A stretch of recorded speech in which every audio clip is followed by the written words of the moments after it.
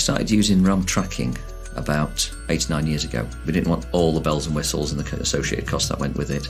It was just what we needed, and it just does what it says on the tin. And it offered good value for money. And back in the day, I think all we wanted was a basic tracking device. As years have moved on, as I've got more involved, we've wanted more and more information about driver behaviour.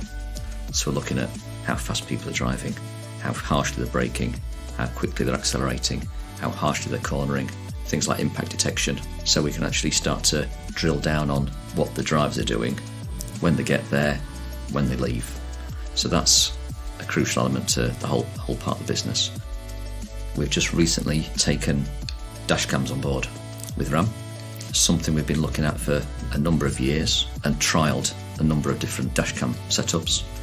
Settled with RAM, again, cost effective, and for the majority of the fleet it means that we've got the dash cam and tracker as one combined portal, rather than having to flip between one page of one supplier and one page of another. When we started with RAM, it was just on the scaffolding side of the business, but because of the long-standing relationship the scaffolding side of Rilmac have had, that has led to RAM being taken on board to other parts of the Rilmac group based on their experience, or good experience, of working with RAM.